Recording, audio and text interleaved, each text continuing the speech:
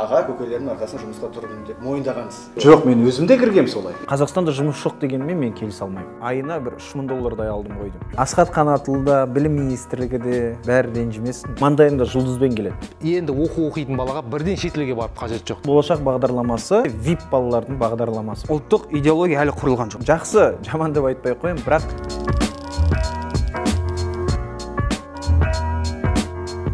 идеясың миды қозып тұрған сондай болған жоқ па? Сенің TikTok көріп алған досың болды ғой. бірден негізі сол жақсы ғой.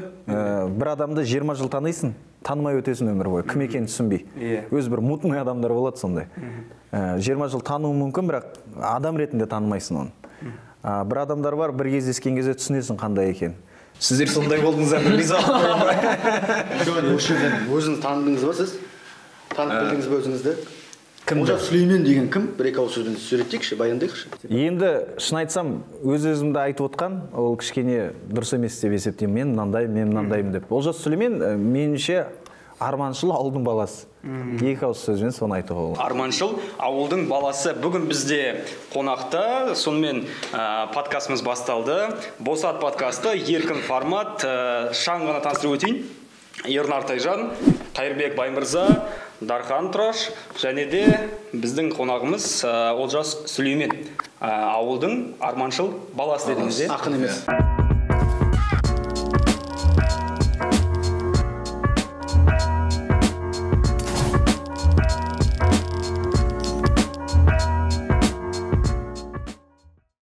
Орыстарда жақсы сөз бар. Хочешь, чтобы твои дети жили в правильном обществе, создавай это общество. Мен жалпы жырақта 9 жыл жүрдік қой. Аспан асты елінде сол жақта болашақ бағдарламасымен халқымыздың арқасында сол жақта білім алдым.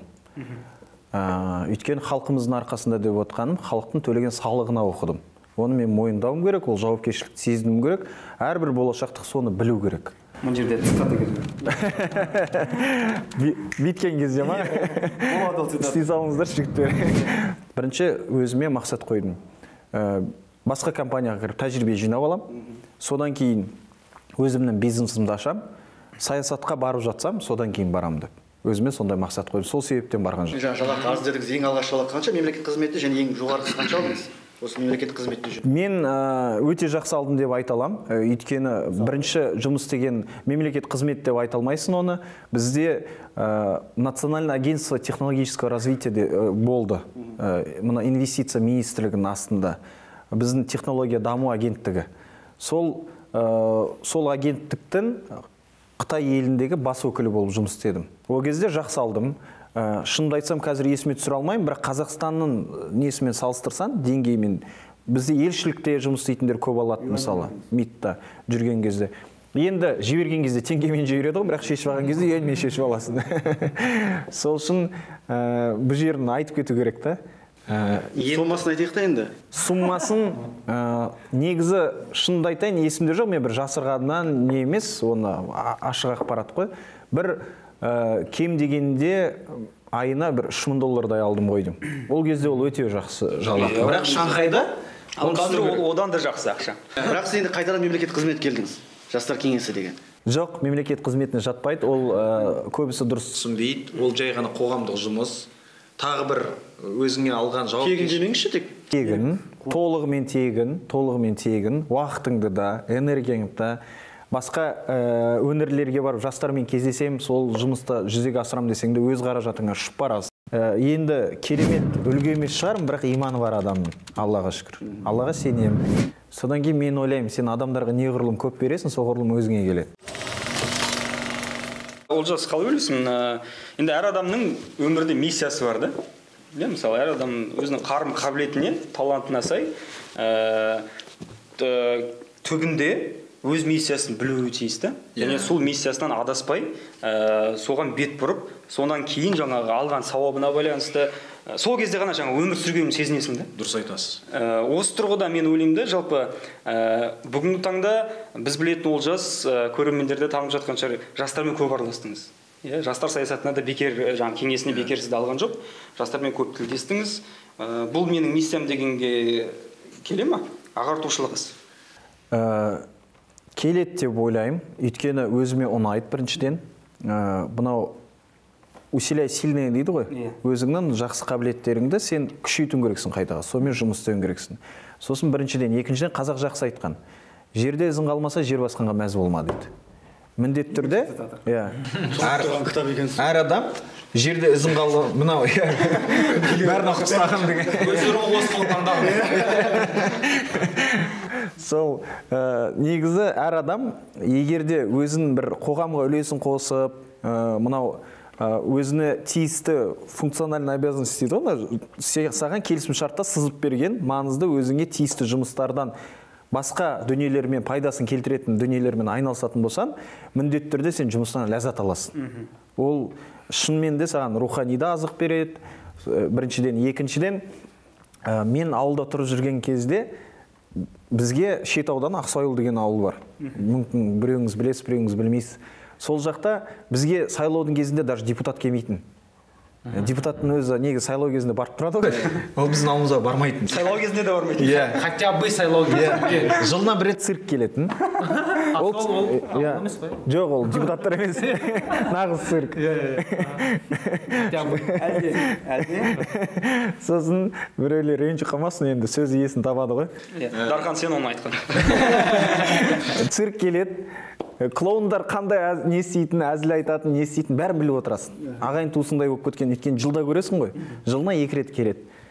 Қазір мына арыстан шығады, арыстанның аты мынандай, одан кейін цирк шығады, жаңағындай клоун шығады, одан кейін анау шығады деп біліп отырамыз отбасымызбен. Бірақ сол ауылда клубқа бәріміз барып, сол циркті көреміз. Жыл сайын. Мектепте спорт залда болады кейбір кезде цирк деген. Сен жыл сайын соны көретінбіз. Содан кейін мен өзім ойлаймын да, мынау қазір қарап отырсаңыз, ештеңе аса өзгермеген. Әлде де ауылға ештеңе бармайды. Цирктің өзі жоқ қазір. Құдайға шүкір, ауылдарда енді телеканал бар, интернет бар, бәрі бар. Енді кейбір жерлерде интернетте жоқ. Сабақ оқыған кезде Қоран төбесіне шығып интернет ұстап жатыр ғой кейбір ауылдарда. Бар оқиға ғой. Сол үшін ауылдарға да мен негізі ауылдың жастарына көп үміт артам. Олар таза, оларда бір пәктік бар. Біріншіден, екіншіден ерке емес. Мынау Елорда мен Алматының жастарымен кездескен кезде жақсы, жаман деп айтпай қойым, бірақ аштық жетіспейді, тоқ. Ана дайын асқа тік қасық дейді ғой қазақта. Қаладағылар. Мұқтаждық. Мұқтаждық деп айтуға болмайды, аштық. Мен оны аштық деп айтмын. Негізі жастар жас болсан да, үлкен болсан да, көзің жанып аш болып тұрған күшті ғой. Аш болған кезде андай бір жалмауыз сияқты аш болып емес. Көрем, білем дейді. Мәдениеттілікпен көрем, білем, мен білгім келеді, мен істегім келеді, мен қолымнан келеді, мен өзгерткім келеді деп. Анау ойлап тауып атмаскалар көп қой бізде, ауыз қисық болса да байдың баласы сөйлесін деген. Ол атмаска. Өйткені қазақта айтады, алмас қылыш қын түбінде жатпайды дейді. Алмас қылыш қын түбінде жатпайды дегені, қылыш өткір болса, ол міндетті түрде не бір жерді тесіп, не бір жерді кесіп өтеді. Сол үшін жастарымыз сондай болғанын қалаймын.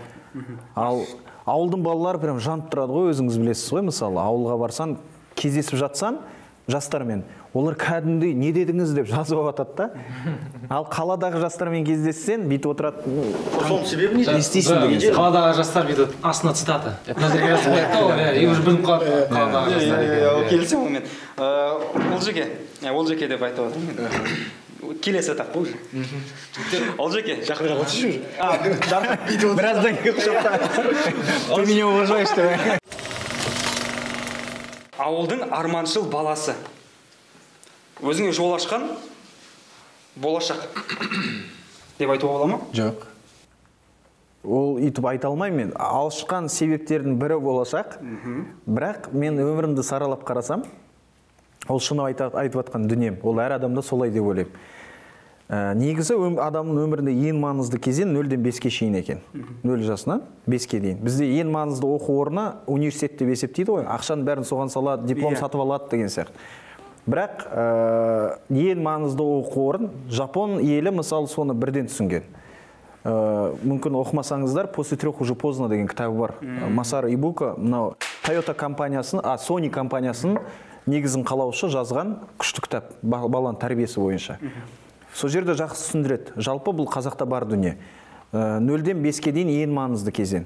Мен туылған кезімнен 10 жасыма дейін ауылда тұрдым.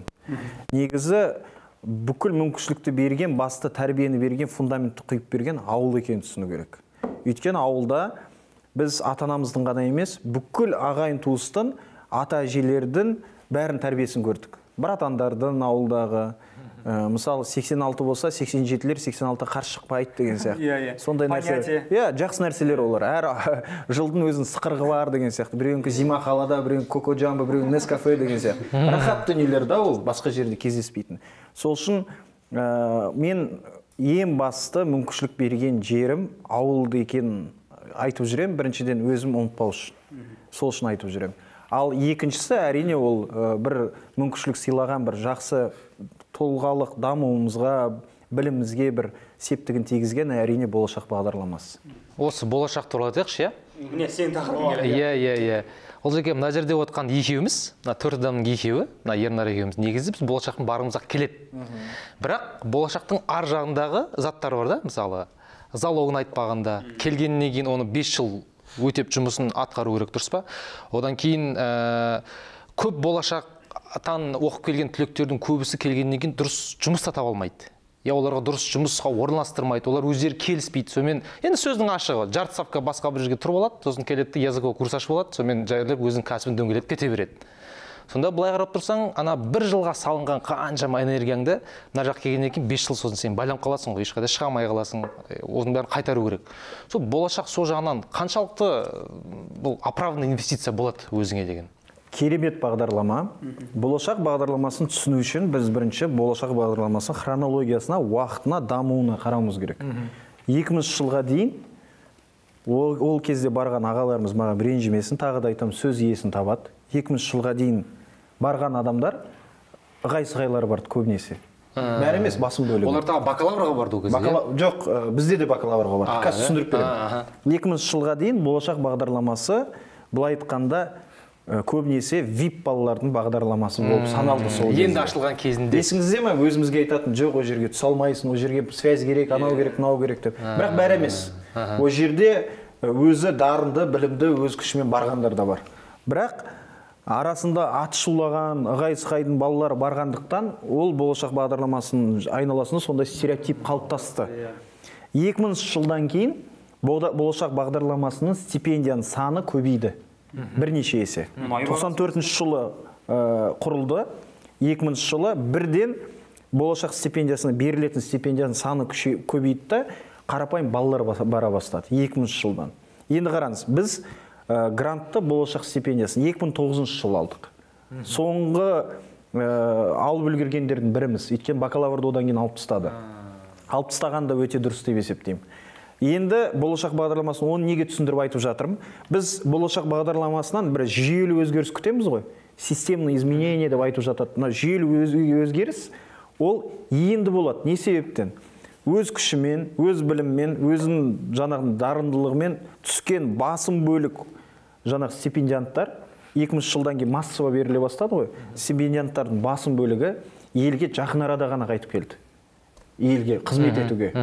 Біздің өзіміз мысалы. Енді олар қазір кезде мемлекет қызметінде жұмыс істейтін болса, максимум департаменттің басшысы болып көтерілді. Тыпырлап, тұрмыштап, ешкім жоқ, басын сылқ еткізеді, топ ете қалады, қайттан көтеріледі, сөйтіп салбырап жүріп, байқұстар әйтеуір департаменттің басшысына жетті. Бір-екеуі вице-министрдің деңгейіне жеткен шығар. Мен анау үлкен жетістікке жеткен, бұрыннан бітіріп келген болашақтықтарды айтып жатқан жоқпын. Кейіннен барғандар. Енді басым бөлігі процентажбен алатын болсақ солай. Енді олар нақты үлкен қызметке жететін кезде, сол кезде үлкен өзгеріс болады. Сосын екінші миф бар. Болашақ бағдарламасымен бітіріп келгендердің көбісі қалып қояды дейді сол жақта бітіргендердің. Олда да жай әңгіме, неге? Өйткені ешкім үйін бере салғысы келмейді. Сен не болмаса қалып қоятын болсаң, қарызыңды жауып тастап, содан кейін қалып қоя беруіңе болады. Үшінші миф бар, болашақтықтардың көбісі мемлекет қызметінде жүреді дейді госслужбада. Қайтаға басым бөлігінің көбісі транснациональный халықаралық компаниялармен бизнеста жүр. Өкінішке орай. Оны өкінішке орай деп айту керек. Неге? Өйткені мемлекет қызметіне барса, мүмкін өзгерістеріміз жылдамдау болатын еді. Бірақ ол жерде оларға ұнайтындай жағдай жасалмай жатқанның себебінен олар ол жерге барғысы келмейді. Оны солай дұрыс түсіну керек. Сол үшін болашақ бағдарламасы міндетті түрде өз нәтижесін алып келеді. Ол деген бір керемет жағдай ғой, бір ағамыз айтқандай, ата-бабаларымыздың табаны тимеген жерге жастарымыздың қаламы тиді соның арқасында. Гарвард, басқа жақта оқып келем деп армандамаған. Жаңа сіз айтып жатсыз, жұмыс таба алмай жүріп қалады деп. Мүмкіншілігіңіз бар ма? Міндетті түрде барып келіңіз. Көрермендерге де айтарым сол. Болашақ бағдарламаға түсіп, магистратураға оқуға мүмкіншілік туып тұрма сізге, ештеңені ойланбай барып келіңіз. Өйткені қазақта айтады, бай мен кедейдің баласын білім ғана теңестіреді дейді. Ол рас нәрсе. Ол Құранымыздың өзінде айтады, білімді мен білімсіз тең бола ма дейді. Сол үшін міндетті түрде білім үшін 1-2 жылыңызда тұрған ештеңе жоқ. Сол жаққа барып білім алып көру. Бірінші сіз өзіңіз мамандығыңыз бойынша білім аласыз. Екіншіден сіз әлеуметтік өзіңізге бір былай айтқанда 3 түрлі капитал бар ғой, қаржылай капиталы бар, біліми капиталы бар, әлеуметтік капиталы бар, араласатын адамдарыңыз, орта. Өйткені айтады, ты не покупаешь университет, ты покупаешь окружение дейді. Сол үшін сіз міндетті түрде о жерге баруыңыз керек. Жұмыс таба алмайды дегенде ол жай әңгіме. Сен шетелде оқыдың ба, Қазақстанда оқыдың ба? Егер де өзің талпынатын болсаң, сен міндетті түрде жұмыс таба аласың. Негізі ренжімеңіздер. Қазақстанда жұмыс жоқ дегенмен мен келісе алмаймын. Біреулер ренжіп, түрлі пікірін жазатын шығар. Мен өз сөзім өзімде. Сізге келсе, қабыл аласыз, қабыл алмасаңыз, өз сөзім өзімде. Қазақстанда жұмыс істеймін деген адамға жұмыс табылмайды дегенге мен сенбеймін.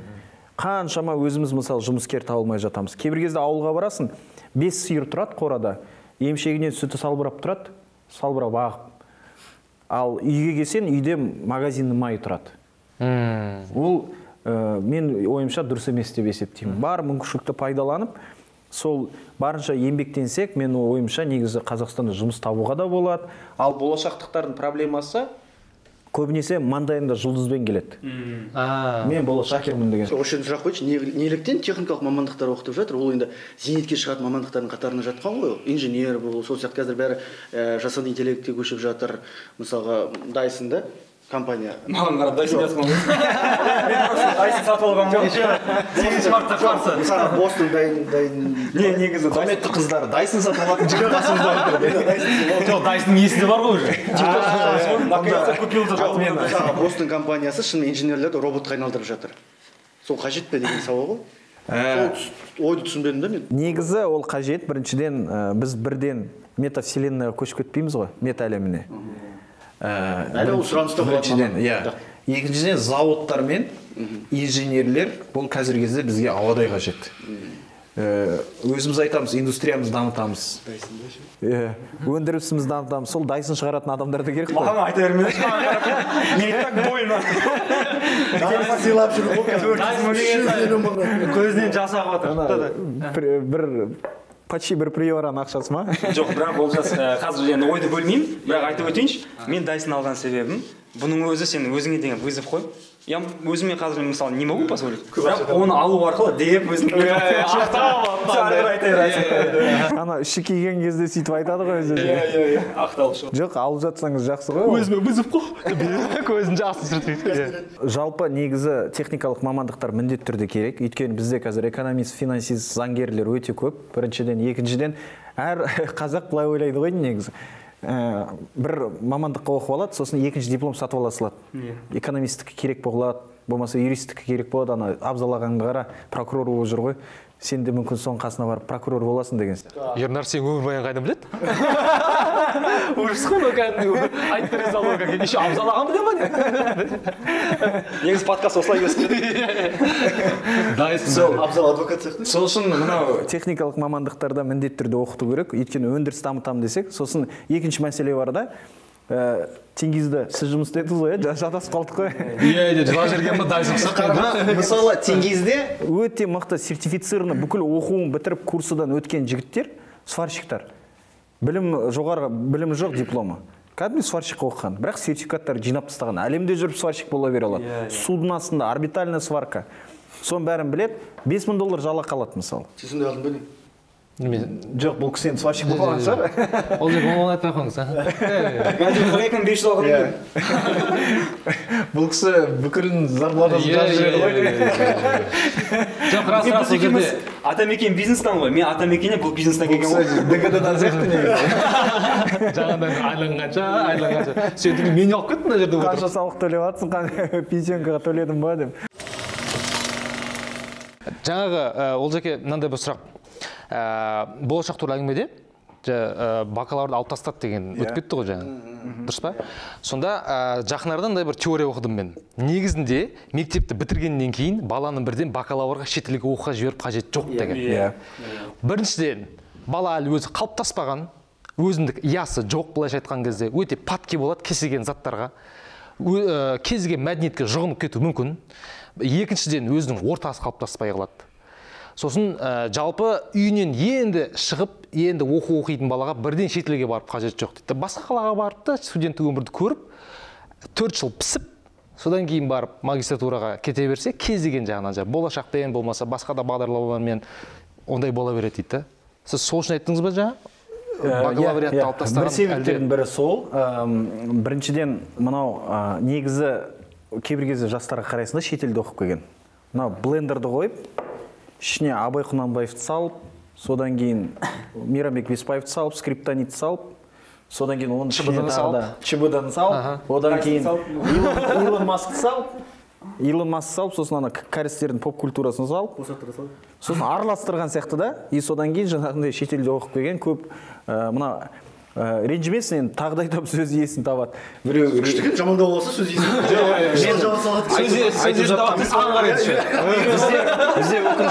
Бізде өкінішке орай мынау адамдар жеке қабылдайды, сосын ренжіп жатады. Мысалы, сен министрлікті сынасаң, министр өзіне қабылдайды. Акиматты сынасаң, әкім өзіне қабылдайды. Сол сияқты кейбір кезде әр адам өзімен өзі шыж-бұж болып жатады. Мен айтамын, жаным-ау, сен ондай болмаса, неге шыж-бұж боласың? Сен туралы емес қой. Сол үшін айтып жатырмын, сөз иесін табады. Министр депутаттар бір нәрсе айтып жатыр, ренжімесің, сөз иесін табады. Жоқ, менде тәжірибемде солай болған. Мысалы, бір министрді сынап жатасың, содан кейін келіп ренжіп жатады, бауырым, бұрыннан біріміз танимыз, неге сынайсың деп. Мен айтамын, мен сізді емес, мен министрлікті өзіңіздің істеп жатқан жұмысыңызды, былай айтқанда, сіздің қызметіңіз ол жай ғана қызмет қой. Мысалы, мен министр болсам, мен атым министр емес қой, атым Олжас болып қалам. А бірақ мен жұмысымды сынап жатса, онда отырған ештеңе жоқ. Сол үшін мен жаңа айтып жатқаным, мына жастардың көбісі ол өте қауіпті жағдай. 17-18 жасында барады, буыны қатпай. Өзіндік негізін, жаңағындай, өзінің былай айтқанда болмысын бәрін толығымен қалыптастырмай. Содан кейін шетелге барады да, жан-жақтың идеологиясын сіңіріп, Қытайдың машинасы сияқты қайтып келеді. Алдынан қарасаң Мерс, артынан БХ, бірақ аты басқа. Дизайнер қазақ. Иә. Сол үшін сол жағынан қауіп бар, ол әрине ата-анадан байланысты. Біріншіден, екіншіден, Әлихан Бөкейханов бабамыз жайдан жай айтқан жоқ, елге қызмет ету білімнен емес мінезден деп. Бауыржан Момышұлы Гарвардта оқыған жоқ. Әлихан Бөкейханов, Жүсіпбек Аймауыт, Мағжан Жұмабаев Гарвардта оқыған жоқ. Бірақ адал елге қызмет етті ғой. Арттарынан үлкен абырой қалдырды мысалы. Сол үшін мәселе шетелде оқымауда емес, біріншіде сен өзіңнің болмысыңда, сосын екіншіне шетелге барып жатсан, сен саған қарап елді сынайтын ұмытпауың керексің. Негізі көбінесе көп жігіттерде қайтаға о жаққа барып патриоттық сезім күшейіп жатады. Сол жағдай қуантады. Өйткені еліңнің қадірін жырақта жүргенде түсінесің дейді. Сол үшін әртүрлі болады нәтиже. Бірақ ерте барып жатқан кішкене қауіпті деп ойлаймын. Бұл әңгімені тыңдасақ, біз кереғар пікір айтып отқан сияқтымыз. Өзіңізге сіз шетелде оқу керек дедіңіз мүмкін. Мынандай нәрсе бар. Енді келсек, жоқ. Сіз үгіттейміз дегенім қалай? Журналистер осындай дүниені жақсы көреді. Ол негізі өте төмен деңгей деп есептеймін мен. Ренжімеңіз. Өзіңізге қабылдамаңыз. Сөз иесін табады. Critical thinking деген бар. Мынау сен әр университетке эссе жазған кезде маған ұнайтыны сол TOEFL-ға дайындаласың, IELTS-қа дайындаласың, болмаса бір университетке барып саған бір тақырып береді, эссе жазасың. Сол жақта жүріп эссе жазуда мастер спорта болдық мысалы. Ең басты үйреткен нәрсесі әр нәрсеге жан-жақты қарау. Өйткені сен бір былай жазасың жаңағыдай. In one hand, былай қарасаң, былай болады. Егер де былай қарасаң, былай, бірақ менің ойым conclusion, қорытынды былай деген сияқты. Сол үшін әр нәрсеге солай қарау керек деп ойлаймын. Өйткені әртүрлі адамдар бар. Біреу шетелге барады да қайтаға нағыз жаңағындай қазақ болып тумағанда не терем деп қайтып келеді. Біреу болса ламбада деп қайтып келеді. Сол үшін ол әр адамнан қайтып келмейді. Біреу болса қайтып келмейді деп айтасыз. Сол үшін әр адамның тәрбиесіне байланысты. Мен осыны біліп қой, Ереке. Бакалавриатты осында оқып, магистратураны шетелде оқыған. Просто айтып кетейін деген ғой. Просто к слову.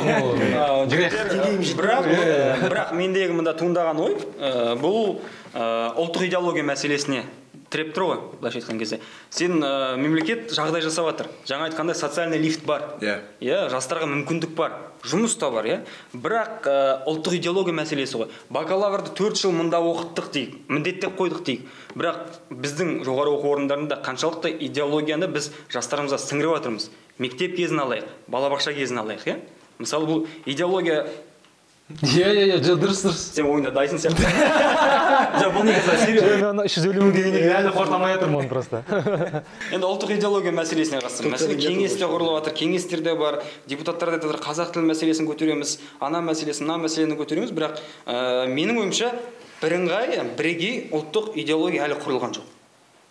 Идеология деген кезде менің ойымша қазір кезде қазақта қарапайым жалпақ сөз бар.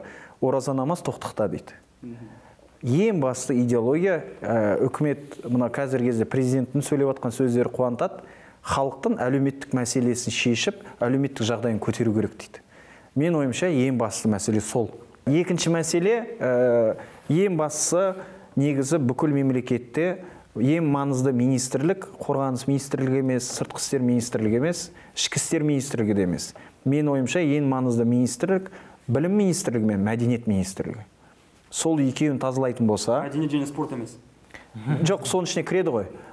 Сосын білім министрлігін әсіресе, өйткені біз университетімізде жемқорлықты дамытып жатсақ, білім саласында, демек біз өзіміздің ұрпағымызды кедей қылып жатырық деген сөз. Оны басқаша әшекелеп, әдемілеп қажет жоқ. Ол анық нәрсе. Егер де біз диплом сатып алсақ, демек біздің ұрпағымыз кедей болады деген сөз. Надан болады. Ана сөз бар еді, 30 жылда біз режиссер танымал Айхан Сатаевтың, 30 жылда біз ең көп салған мешіттер, ресторандар, тойханалар және де торговый раскрытие, сауда орталықтары дейді. Демек біз бұл 30 жылда мәдениет пен жаңа білім мәселесіне керек деңгейде көңіл бөлмедік. Нәтижесінде біздегі қазіргі барымыз бұл осы бір алшақтық. Болашақ оқып келген, бәлкім жаңа көз ашық жастар, және де оған мүмкіншілік жетпей отқан жастардың арасындағы. Ұстаз деген массовка жинаушы, ұстаз деген сайлауға қатысушы, ұстаз деген отчет жазушы, акиматқа жиналысқа барушы. Жиналыстар бітпейді. Өзінің нақты жұмысымен көбінесе айналысуға уақыты жетпей жатады. Мен өткен өз көзіммен көрдім жұмыстарын. Содан кейін олардан бір үлкен, былай айтқанда, сапаны талап ету өте қиын. Өйткені жүктеп тастағанбыз біріншіден. Екіншіден, бұрын мысалы біз ұстаздарымыздан таяқ жеп өстік. Одан жаман болған жоқпыз. Ұстазыңнан таяқ жесең, үйге келіп ата-анаңнан таяқ жейсің. Сондайға жеткізген үшін. Ал қазіргі кезде баласы сәл ұрыс естісе, ұстазынан вы почему ущемляете его права деп ата-анасы бірге жеткеп тұрады, арыз жазамын деп. Ол дұрыс емес деп ойлаймын, өйткені баяғыда ғұламаларымыз, мен таяқ жесін деп айтып отқан жоқпын. Таяқтың да негізі зиянынан пайдасы көп те жас кезінде. Бірақ әр ата-ана әртүрлі түсінеді ғой. Ал бірақ мынау сол ауылда өскен кезімізде ұстаздарымыз қарап, кәдімгі құрметтейтінбіз. Ал баяғыда ғұламаларымыз бізден мықты болды. Ғұламаларымыз ұстазы мына жақта тұрса, сол жаққа аяғын созып ұйықтамаған. Сол үшін білім саласын қатты өзгерту керек деп. Қазір өзгеріс ұшырап жатқан жоқ па білім саласы? Мәселен, Аймағамбетов болашақта оқып келді. Оның өзгерістерін қалай бағалайсыз? Жоқ, енді қазіргі реальный жағдаймен қарайық та. Асхат Қанатұлы, білім министрлігі де, баяғы әріптестерімде бәрі ренжімесін. Мен бір үлкен өзгеріс көріп тұрмын деп айта алмаймын.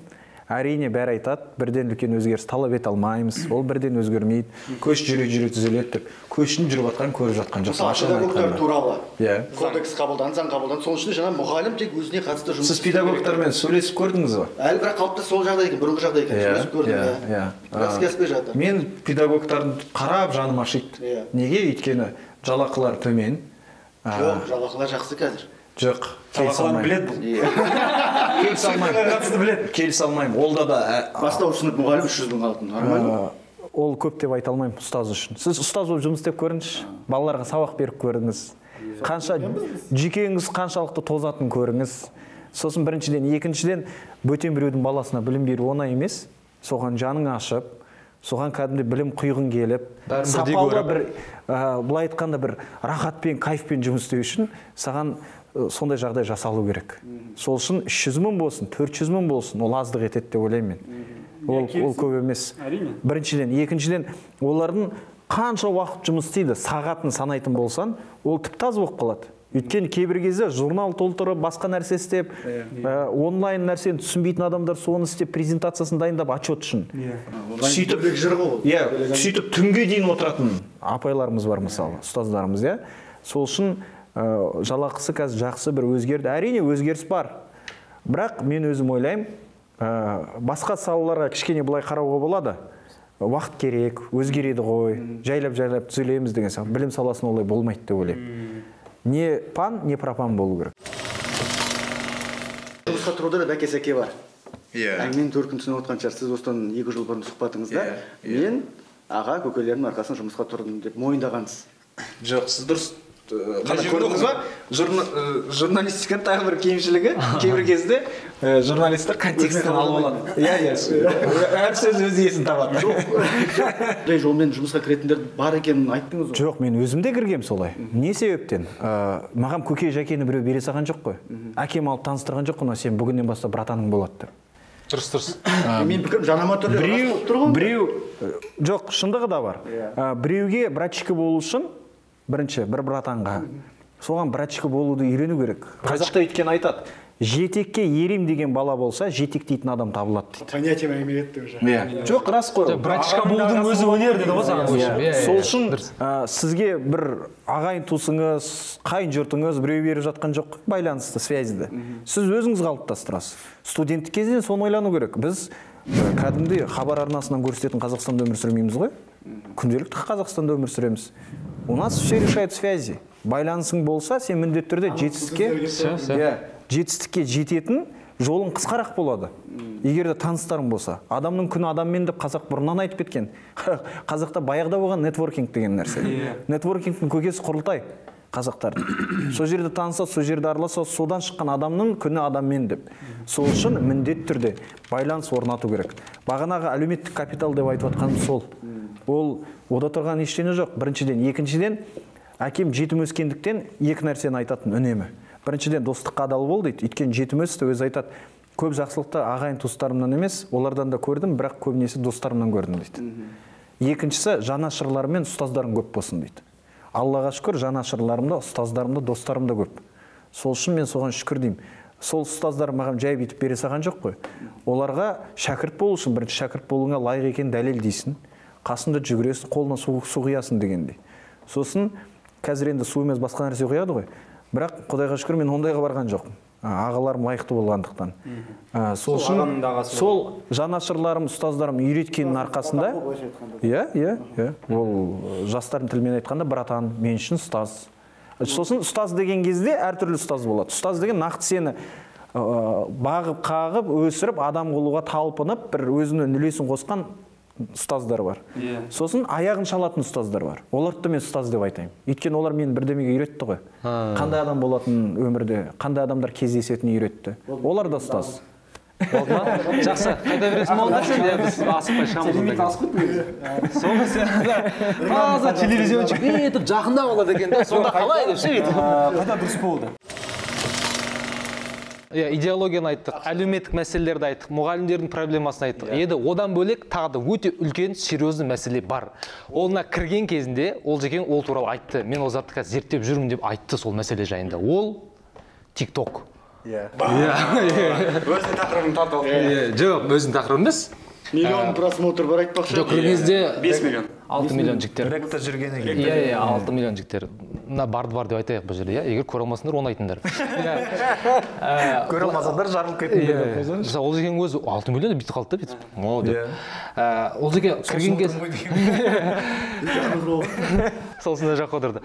Кірген кезінде жаңа TikTok туралы әңгіме кетті, білмеймін былай шығып кетті. Сосын как раз мен де қазір TikToктамын, зерттеп жүрмін дедіңіз. Дұрыс па? Сонда өзіңіздің TikTokыңыз бар, болмаса TikTokта жұмыс жүргізіп, болмаса TikTokта аудиторияны тартып, бұл қалай істейді? Сонда мен қалай зерттеп жатсыздар ма? Фейк аккаунтта отырып, жаман комментарий жазып отырмын деген ба? Жоқ, менде бар сонда. Жоқ, мен өзім кәдімгідей парақшамды ашып, бірақ екі-ақ видео салып үлгердім. Оның өзі бір просмотр көбейген ондай не емес, жай салып қойдым бірдеме тұрсын деп.